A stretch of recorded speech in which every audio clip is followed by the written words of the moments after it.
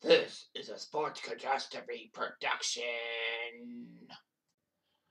Hey there, Heather, ho there. It's Jeff Cutter Diamond welcoming you to another Sports Catastrophe Birthday Boy. And the birthday boy for today, March the 13th, is another baseball player. I know that technically I do try to avoid the same sport back-to-back days, but because of the fact I couldn't find anything for March 12th that I hadn't done, I had to do this one second straight day for March 13th. But anyway, it doesn't matter. But this guy is a pitching superstar. I know I could have had him in a Mets uniform, and that would have been good. But you got to remember his roots and all that. But anyway, he's a two-time Cy Young winner with the Twins, and is famous in Metland for pitching the first no-hitter in Mets history.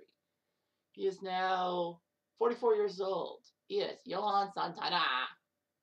Johan Santana was born in Venezuela and was discovered by a Houston Astros scout. Santana almost wanted to play center field instead of pitch, but he was converted to a pitcher because of his arm speed. So after all, Houston signed him to an international free agent deal, so he didn't have to be drafted. He was left unprotected in the Rule 5 draft. Basically, the Rule 5 draft is that if you have prospects and all that, you have a 40-man roster. Each one of the 30 teams has that. If you leave someone unprotected, that means that another team can claim them. But the rule is that you have to keep them on the active roster for the entire year, or else risk losing that player to his original team. Minnesota did have the first pick in the Rule 5 draft, and Florida was second. However, the Twins and Marlins made a deal. The Twins would draft Jared Camp with their first pick, and the Marlins would draft Johan Santana. And then they would switch each other, with the Twins getting $50,000. So, he did all that. The Twins had to put him on their roster, or risk losing him back to Houston. But anyway, Santana made his major league debut, coming in from the bullpen.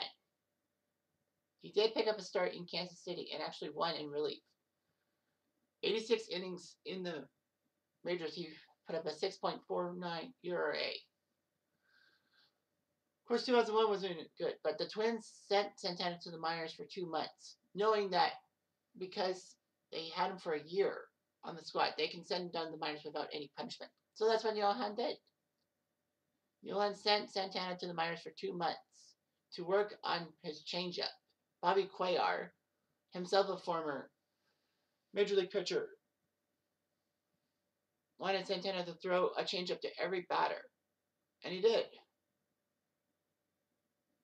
So, yeah, so he had the terrific changeup to deal with his complementing fastball, and it worked out. Santana became a better pitcher.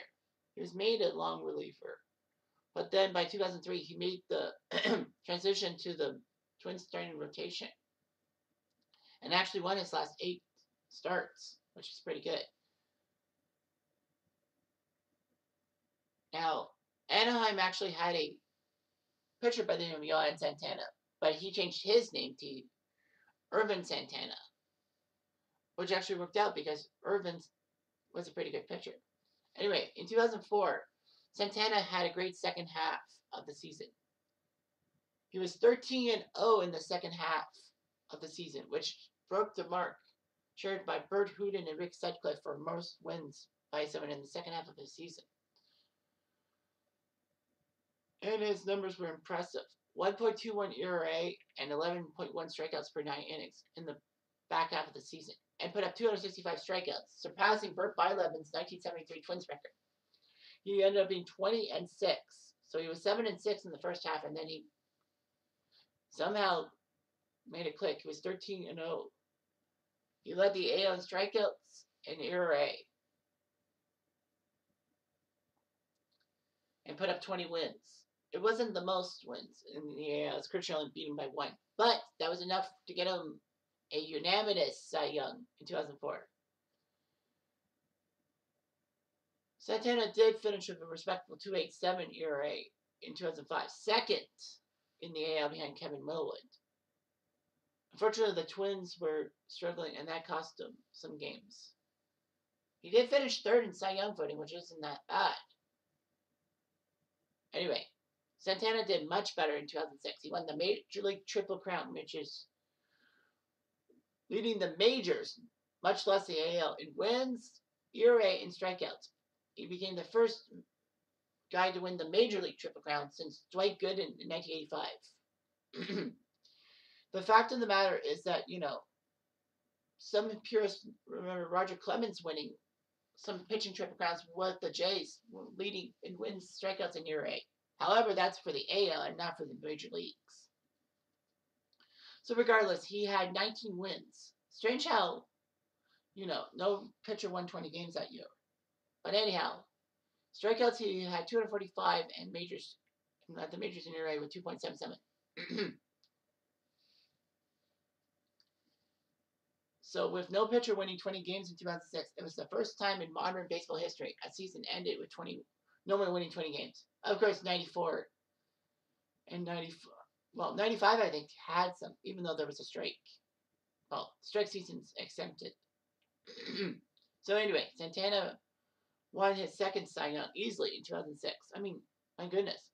In fact, he did it the second time unanimously.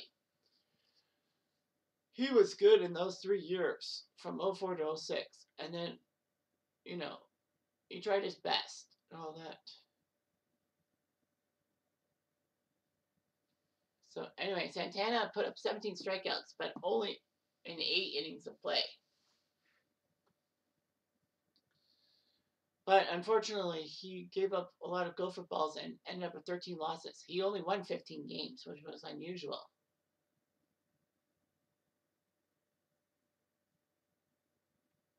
I mean, he did win the AL Gold Glove Award for the pitcher and took 5th in Cy Young voting. However, the Twins decided they didn't feel good about Santana and traded him to the Mets, shockingly, for Carlos Gomez and 3 nobodies. The Mets would give him a 6-year, $137 million contract. He was named opening day starter, and he beat the Marlins in Florida, mind you. Johan did fantastic and all that.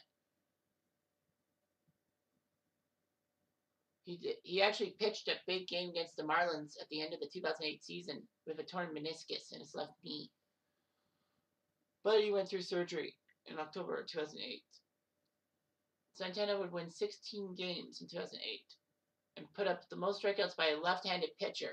I guess I didn't mention he was a lefty, but most strikeouts by a lefty, breaking John Matlock's record, which he set in 1973. Anyway, he put up a 2.53 ERA to lead the majors. Unfortunately, though, what could have helped him in the pitching category was that, the Mets blew 7 saves, which would have meant Santana would have won a few more key games. Anyway, Santana did finish 3rd in Cy Young voting. Santana had to have season-ending arthroscopic surgery just before, in August, to remove bone chips in his left elbow. He was 13-9 at that time. He was actually ranked number 3 in 2009 on the Sporting List's 50 greatest current players in baseball, behind Albert Pujols and Alex Rodriguez. So 2010, he finished 11-9, but he kept getting injured. And then in 2011, he missed the entire season, recovering from surgery to his left shoulder. But the Mets let him pitch, and in 2012, he was the opening day starter, going 5 scoreless innings, striking out 5 batters.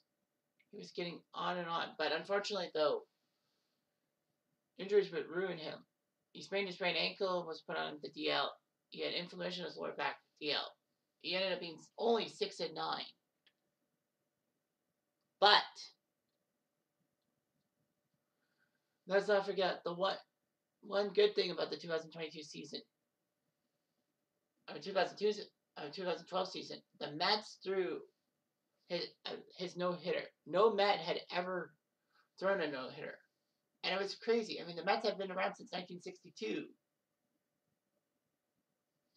And still nobody has thrown a no-no. Even the Jays and the Expos, by proxy, had someone throw a no-hitter. Although the Jays have only had 1.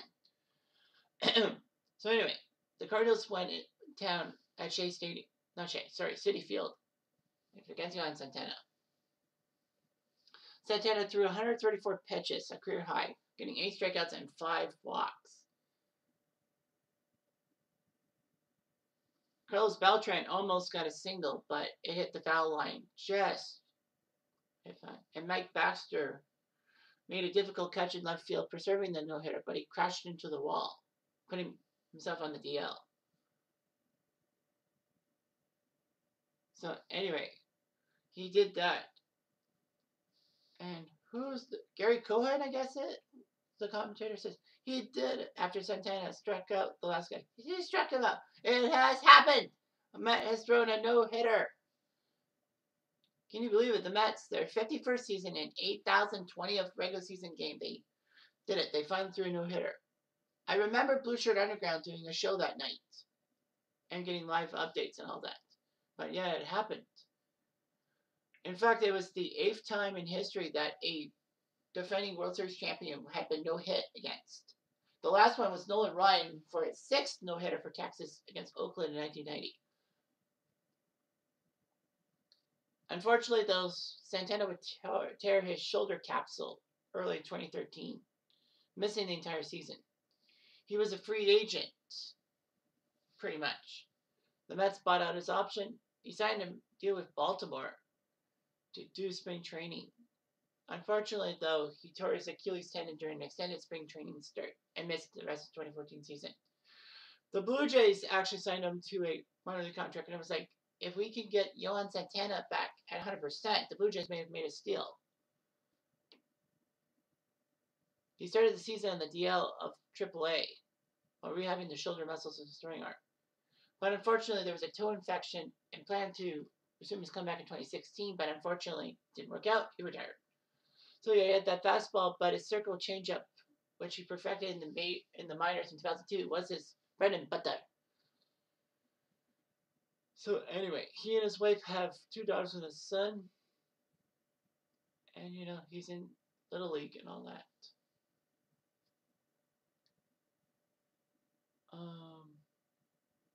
Anyway, so he did a few things. But he was inducted to the Twins Hall of Fame in 2018. Anyway, his highlights, 2 Cy Young Awards, 2004, 2006, both unanimous in the AL. Winning the American League Gold Glove Pitcher Award in 2007, led the AL in wins in 2006, strikeouts in 04, 05, 06, and ERA in 04, 06, and in the NL, ERA 2008. So yeah, he still has the most strikeouts by a Twins pitcher, with 17 in one game. And through the first no-hitter in Mets history in 2012, that cannot be taken away from anyone.